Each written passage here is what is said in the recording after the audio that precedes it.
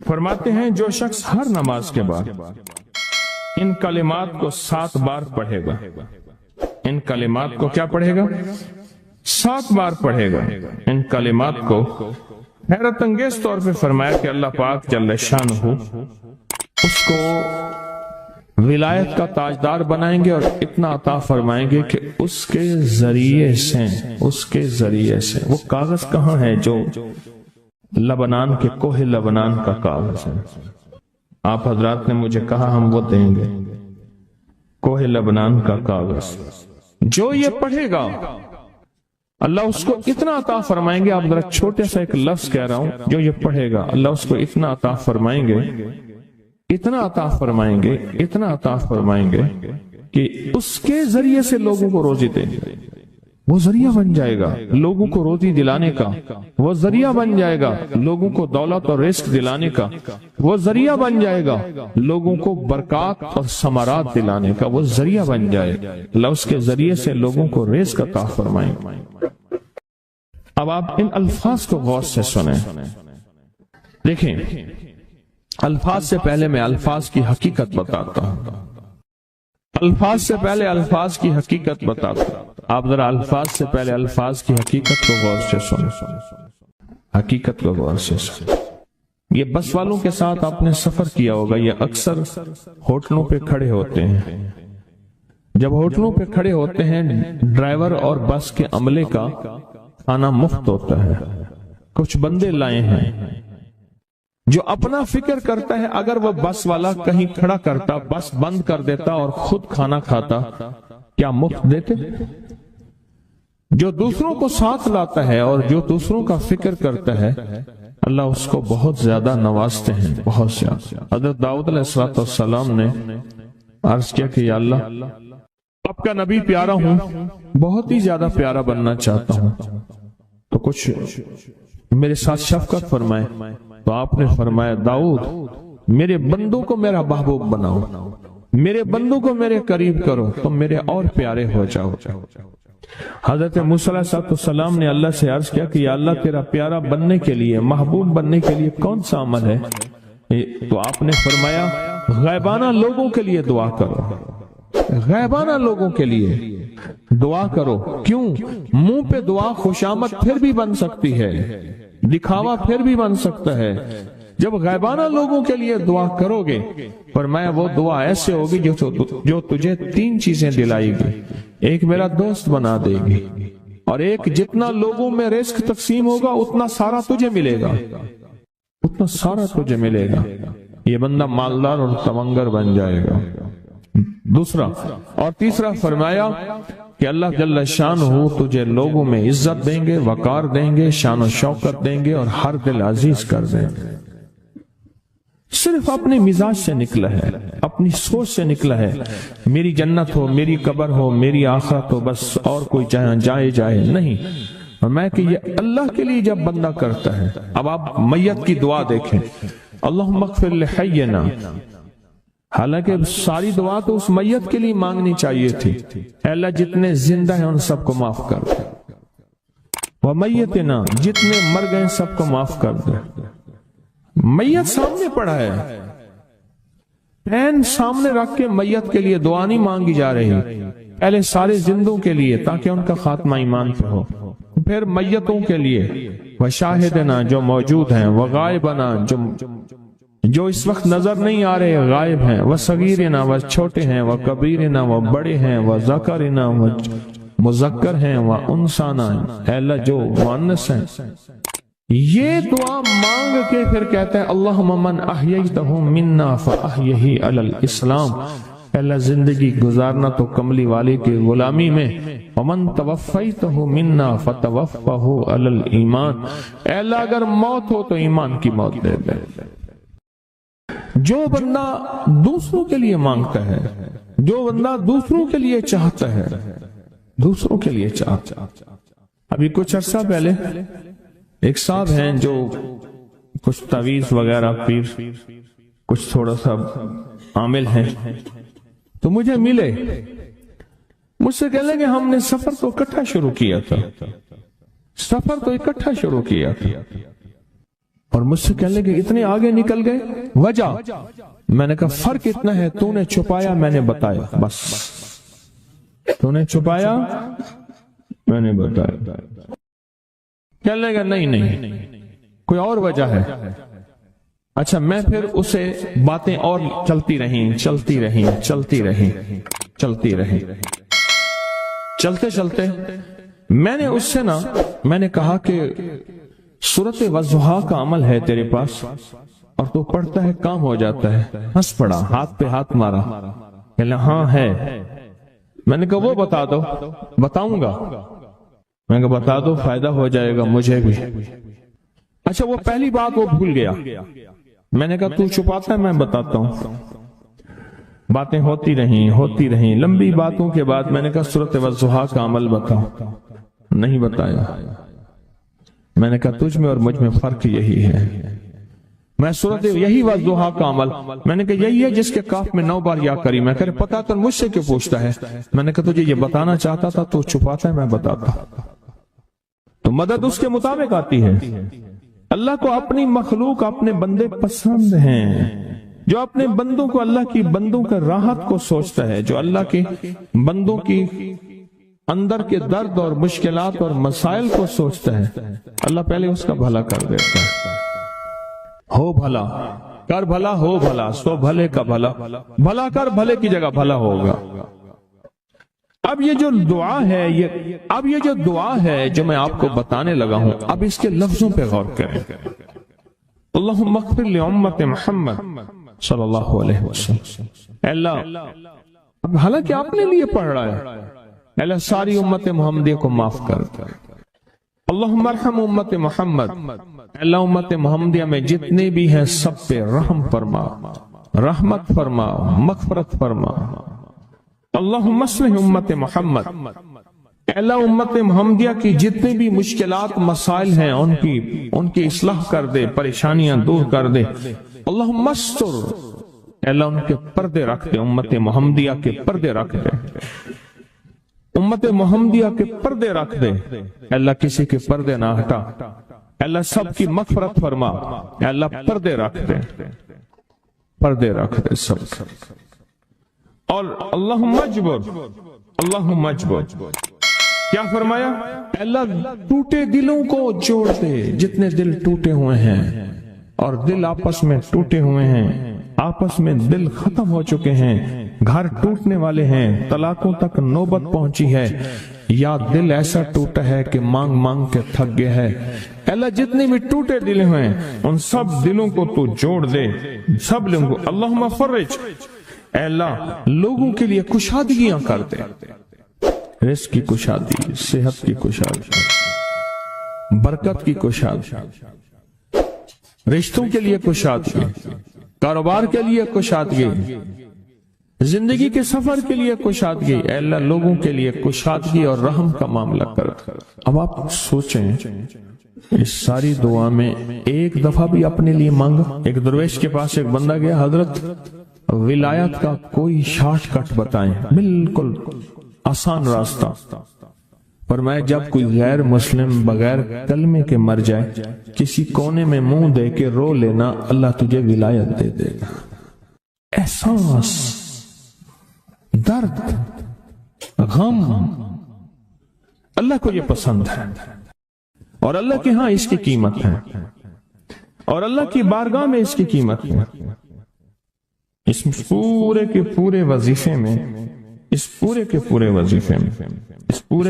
وظیفے میں آپ یہ دیکھ لیں ایک دفعہ بھی اپنے لیے نہیں مانگا گیا اللہم اغفر لی امت محمد، اللہم ارحم امت محمد، اللہم اصلح امت محمد، اللہم استر امت محمد، اللہم اجبر، اللہم فرج، اللہم انصر۔ اے اللہ سب کی مدد فرما، اللہم اغفر لی، اے اللہ سب کو معاف کر دے۔ ایک چیز بھی اپنے لیے ہی نہیں مانگی۔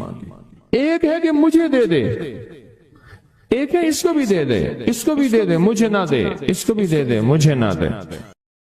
جو دوسروں کا فکر کرتا ہے، امت کے یہودی، عیسائی، ہندو، سکھ، نہ ماننے والے اور ماننے والے مسلمان، ان سب کا جو فکر کرتا ہے اللہ اسے سب سے زیادہ بھی دیتا ہے، اللہ اسے جھکتا بھی دیتا ہے۔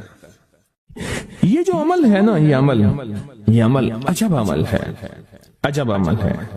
یہ کاغذ جتنے پڑے ہیں دیکھیں کتنی تعداد میں ہیں جو مجھے دیے ہیں، یہ عمل ہے۔ امام جلیل یمنی یافعی فرماتے ہیں ہم چند دوست مل کر کوہ لبنان پر گئے تاکہ وہاں کے رہنے والے، سنا ہے کوہ لبنان میں وہاں عابد رہتے ہیں، زاہد رہتے ہیں، ابدال رہتے ہیں، شاید ہماری بھی کسی سے ملاقات ہو جائے۔ کہنے لگے ہم 3 دن تک مسلسل چلتے رہے، ہمیں کوئی ہستی نہ ملی۔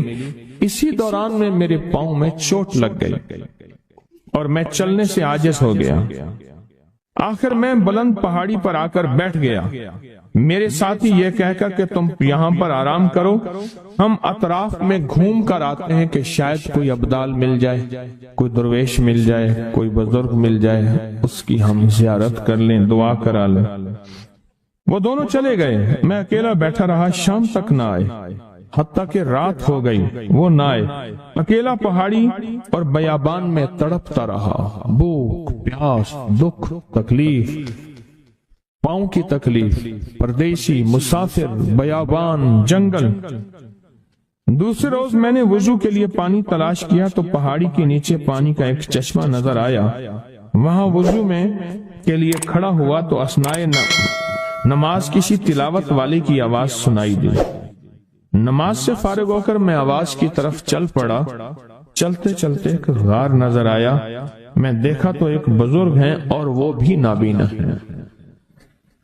میں نے انہیں سلام کیا، انہوں نے سلام کا جواب کر کے پوچھا انسان ہو یا جن؟ میں نے کہا جی میں آدمی میں سے ہوں، انسانوں میں سے ہوں۔ اور پھر انہوں نے حیرت سے پڑھا لا الہ الا اللہ وحدہ لا شریک لہ، میں یہاں 30 سال سے ہوں اور آج تک میں نے کسی آدمی کو نہیں دیکھا۔ کتنے سال سے؟ 30 سال زندگی کے گزر گئے ہیں، آج تک ایک آدمی نہیں دیکھا۔ تم یہاں کیسے آ گئے؟ تم یہاں کیسے آ گئے؟ تم یہاں کیسے آ گئے؟ تو میں نے کہا کہ تم لگتا ہے تھک گئے ہو، تھوڑی دیر کے لیے سو جاؤ۔ میں آگے چل کے دیکھا تو غار میں 3 قبریں بنی ہوئی تھیں۔ مجھے حیرت ہوئی لیکن تھکان بہت زیادہ تھی، مجھے نیند آ گئی۔ ظہر کی نماز کا وقت ہوا تو انہیں آواز دی کہ اللہ تم پر رحم کرے، اٹھو نماز کا وقت ہے۔ باوجود نابینا ہونے کے اوقات نماز کے ماہر اور واقف تھے۔ میں نے اٹھ کے ان کے ہمراہ نماز پڑھی، اس کے بعد وہ عصر تک تلاوت کرتے رہے۔ جب عصر سے فارغ ہوئے تو کھڑے ہو کر انہوں نے 3 مرتبہ یہ دعا پڑھی جو یہ دعا میں نے ابھی پڑھی ہے، صرف 3 مرتبہ پڑھی 3 مرتبہ یہ دعا پڑھی۔ عارف شاذلی ابو نعیم اصفہانی کے ساتھ لکھی ہے جب ہم مغرب سے فارغ ہوئے تو میں نے ان سے دریافت کیا یا شیخ آپ امت کی مغفرت والی یہ دعا آپ کو کس نے سکھائی؟ یہ آپ کو موتی ملا تو کہاں سے ملا؟ یہ سن کر اس نابینا بزرگ نے یوں فرمایا جو شخص اس دعا کو روزانہ دن میں صرف 3 بار پڑھ لیتا ہے اللہ اس کو ابدالوں میں شامل کر لیتا ہے۔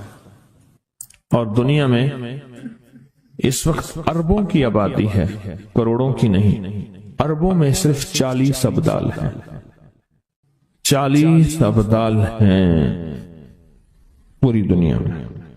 اور فرمایا جو شخص اس کو 3 دفعہ صبح شام پڑھ لیتا ہے، 3 دفعہ اس دعا کو روزانہ صرف 3 مرتبہ پڑھ لے اللہ اس کو ابدالوں میں شامل فرما دیتے ہیں۔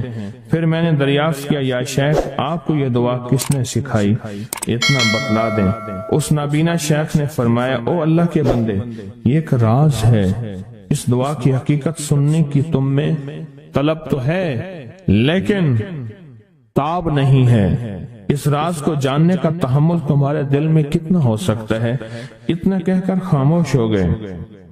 پھر فرمایا کہ عارف باللہ شیخ ابو الحسن شاذلی فرماتے ہیں وہ دعا یہی ہے جو ابدال مانگتے ہیں ابرار مانگتے ہیں، غوث مانگتے ہیں، ولی مانگتے ہیں، کتب مانگتے ہیں، اولیاء مانگتے ہیں، اور پھر اللہ سے جو مانگتے ہیں وہ ملتا ہے۔ اور اولیاء کاملین نے فرمایا یہ دعا خصوصی طور پہ حضرت خضر علیہ السلام نے سکھائی ہے ان اولیاء کو۔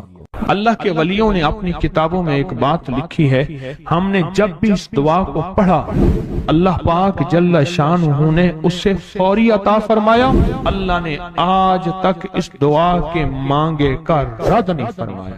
ایک واقعہ ہے حضرت علی کرم اللہ وجہہ کا۔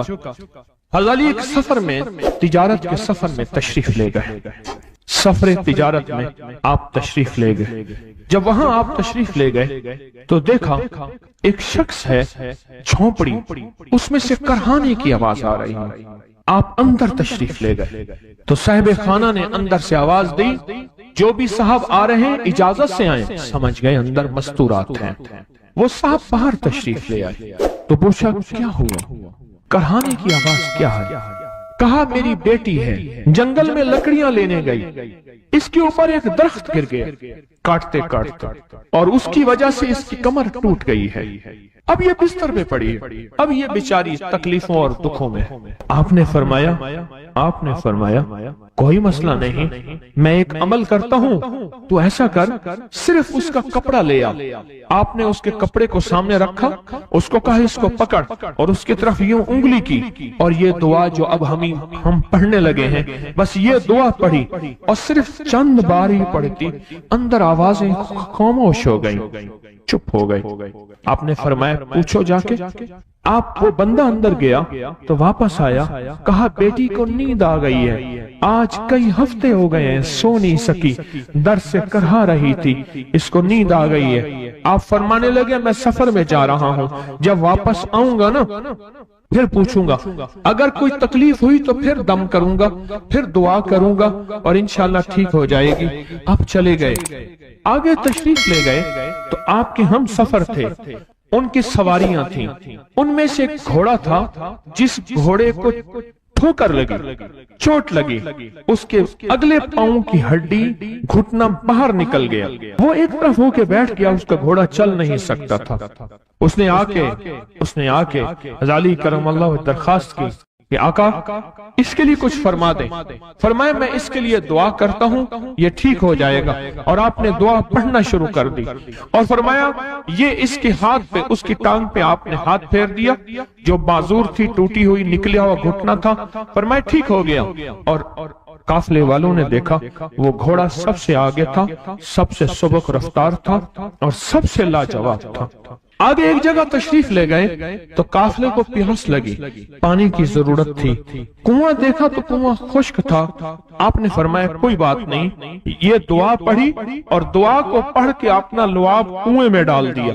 فرمایا کنویں میں پانی کا ایک جوش اٹھا، اور پانی اٹھا اور منڈیر سے باہر نکلا، لوگ پینے لگے تو آپ نے روک دیا، فرمایا مت پیو، کنویں کا جو کھڑا کالا پانی ہے وہ نکل جائے، اور پھر شفاف پانی جب نکلا فرمایا یہ پانی پیو، مشکیزیں بھرو، سواریوں کو پلاؤ۔ قافلہ چلتا رہا، آگے تشریف لے گئے، آگے دیکھا تو کھانا ختم ہو گیا، اتنا کھانا تھا کہ اب کھا لیں، آئندہ کیسے کھائیں گے؟ تو آپ نے فرمایا جو کھانا ہے لے آؤ۔ آپ نے کھانے کو رکھا، اوپر کپڑا ڈال دیا، اور یہ دعا پڑھنی شروع کر دی جو ابھی ہم بیٹھ کے پڑھیں گے، خوش قسمت ہیں۔ اور کپڑا ڈال کے فرمایا دعا فرمائی، یہ عمل فرمایا، یہ دعا پڑھی، اور اس کے بعد فرمایا دیکھو کھا لیا، اور فرمایا ہمارا 17 دن کا سفر تھا، اس 17 دن میں ہم نے کھایا، لوگوں کو کھلایا، جہاں لوگ آتے تھے ان کو بٹھاتے تھے، دسترخوان ہمارا تھا چند افراد کا، پھر سینکڑوں لوگوں نے کھایا۔ 17 دن کے سفر میں تھوڑی سی کمی بھی نہ ہوئی، جب گھر لوٹے تو وہی کا وہی ہمارا خزانہ، کھانا وہی سارا توشہ موجود تھا۔ آگے تشریف لے گئے تو ایک تجارت میں ایک دیکھا تو ایک بندہ ہے ٹھیکریوں پہ ٹھیکریاں مار رہا ہے، آپ اس کی طرف تشریف لے گئے، آپ نے اس کو جا کے دیکھا، لگتا ہے کہ تو پرانا جواری ہے، اس نے کہا جوا کھیلتا تھا، سب کچھ ہار بیٹھا ہوں، ہر چیز زندگی ختم ہو گئی ہے۔ آپ نے فرمایا اچھا ایسا کر توبہ کی نیت کر لے، اللہ سے توبہ کر لے، اور پھر میں تیرے لیے دعا بھی کرتا ہوں، عمل بھی کرتا ہوں۔ تو ایسا کر، پتھر پہ پتھر مار، تیرا ہر پتھر سونے کا بنتا جائے گا۔ آپ بیٹھ گئے، اس نے ویسے ہی پتھر پہ پتھر مارا، اور جیسے بیچارہ بے بسی کی حالت میں پہلے مار رہا تھا، آپ نے دعا کرنی شروع کر دی، یہ دعا پڑھنی شروع کر دی، اور دعا پڑھتے پڑھتے دیکھا تو لوگوں نے پتھروں کی شکلیں بدلنا شروع ہو گئی، اور جو پتھر بھی اس کے ہاتھ میں آیا تھا وہ سارے پتھر سونے کے بن گئے۔ آپ نے سارا سونا اس کو دیا، چل پڑے۔ سفر میں آگے جاتے جاتے دیکھا کہ ایک شخص ہے، اس کے ساتھ ایک بچہ ہے، ایک بوڑھی عورت ہے، ایک بوڑھا گدھا ہے، اور وہ سارے پیدل چل رہے ہیں، گدھے کو سواری کو ساتھ لیے ہوئے۔ تو آپ نے پوچھا کیا ہوا؟ انہوں نے کہا ایک سانپ ہے جو اس گدھے کے پہ مسلط ہے، وہ سامنے بیٹھا ہے، وہ نیچے نہیں اتر رہا، ہم نے مارنے کی کوشش کی ہے، اس کی پھنکار سے عصا جل جاتا ہے، اور جلا ہوا عصا دکھایا، ڈنڈا جلا ہوا دکھایا کہ ایک پھنکار سے ڈنڈا جل جاتا ہے، وہ مسلط ہے گدھے پہ، ہم پیدل چل رہے ہیں، منزل پہ ہے، سانپ مسلط ہے، اس کا کوئی حل نہیں۔ آپ نے فرمایا اس گدھے کو اس جھاڑی سے، اس درخت سے باندھ دو، اور باندھ کے آپ قبلہ رخ ہوئے اور یہ دعا پڑھنی شروع کر دی، اور فرمایا پھر دوسرے رخ ہوئے اور یہ دعا پڑھنی شروع کر دی، اور تیسرے رخ ہوئے، اور دعا پڑھنے کے بعد آپ نے اس سانپ پہ پھونک مارا، سانپ چونٹی بن کے چھلانگ لگائی اور غائب ہو گیا۔ تو انہوں نے پوچھا آقا یہ کیا تھا؟ فرمایا یہ تمہارے اوپر ایک دشمن جن مسلط تھا جو کہ تمہاری جانوں اور عزتوں کا لٹیرا تھا۔ آخرکار آپ کے غلام نے آپ سے پوچھا آقا اگر آپ یہ دعا ہمیں سکھا دیں، چشمہ فیض سے گر ایک اشارہ ہو جائے، چشمہ فیض سے گر ایک اشارہ ہو جائے، لطف ہو آپ کا اور کام ہمارا ہو جائے۔ آئیں بسم اللہ کر کے اس دعا کو پہلے سنتے ہیں۔ یا وہاب حبلی من نعمت الدنیا والآخرہ انک انت الوہاب۔ اللہ کے ولیوں نے اپنی کتابوں میں ایک بات لکھی ہے، ہم نے جب بھی اس دعا کو پڑھا اللہ پاک جل شانہ نے اسے فوری عطا فرمایا، ورنہ اس کے نسبت عطا فرمائی، اور ورنہ چند لمحوں میں عطا فرمایا، ورنہ چند دنوں میں۔ اللہ نے آج تک اس دعا کے مانگے کا رد نہیں فرمایا۔ میری ایک درخواست ہے سورۃ اخلاص 2 تسبیح زندگی کا معمول بنا لیں، اس کو تو کبھی نہ چھوڑیں۔ کیا خیال ہے؟ 2 تسبیح زندگی کا معمول بنا لیں، اس کو کبھی نہ چھوڑیں۔ اس کا فائدہ کیا ہوگا؟ اس کے انوکھا فائدہ ہوگا، اللہ پاک نا نور کی برکت سے، اعمال کی برکت سے نسلوں میں نور اور خیر عطا فرماتے ہیں، پھر نسلوں میں وہ نور چلتا ہے، نسلوں میں وہ برکتیں چلتی ہیں، بعض اوقات دوسری نسل میں، بعض اوقات تیسری نسل میں، اور بعض اوقات اسی نسل میں۔ عرض کر رہا تھا کہ اپنی زندگی میں اس نور کی روشنی کو ساتھ لے کر چلے۔ 2 تسبیح سورۃ اخلاص کی تو زندگی میں نہ چھوڑیں۔ سفر میں جا رہے ہیں، حضر میں جا رہے ہیں، صحیح جا رہے ہیں، پیدل چلتے پڑھ لیں، گاڑی چلاتے پڑھ لیں، گاڑی میں بیٹھے پڑھ لیں، کہیں دفتر میں بیٹھ کے پڑھ لیں، مجبوراً وضو نہیں تو بھی پڑھ لیں، پر چھوڑیں نہیں۔ کیوں؟ آپ کی زندگی میں اس کا نور نسلوں میں منتقل ہوگا، اور اس کا نور نسلوں میں جائے گا، اور نسلوں میں رزق، دولت، عزت کے اللہ دروازے کھول کے دکھائے گا۔ ایسا نور ملے گا آپ سوچ نہیں سکتے، ایسا نور ملے گا۔ کون سا مسلمان ہے جو کہتا ہے مجھے سورۃ قل ہو اللہ، سورۃ اخلاص نہیں آتی؟ ہر بندے کو آتی ہے۔ اگر کوئی کمزور علم رکھنے والا ہے تو تھوڑی سی محنت کرے، یاد کرے تو اس کو یاد ہو سکتا ہے، ایک میں آپ کو عجیب بات بتاؤں، شیخ ابوالحسن شاذلی رحمت اللہ علیہ، شاذلی سلسلہ، میں کہ جب تو اللہ سے خالص محبت کرنا چاہتا ہے اور چاہتا ہے کہ اللہ اس کے حبیب کی خالص محبت تیرے دل میں اتر جائے، اللہ اس کے حبیب کی خالص محبت تیرے دل میں اتر جائے، اور قیامت کے دن جب اعلان ہو وَامْتَازُوا الْيَوْمَ أَيُّهَا الْمُجْرِمُونَ، مجرم علیحدہ ہو جائیں، ہمارے دوست علیحدہ ہو جائیں، ولی علیحدہ ہو جائیں، بدکار علیحدہ ہو جائیں، تو اس وقت تو اللہ کے دوستوں کی لسٹ میں ہو تو ایک عمل کر لے۔ فرماتے ہیں وہ عمل ہے کہ سورۃ اخلاص کو اپنے دل کی دنیا میں جگہ دے دے۔ اللہ اکبر۔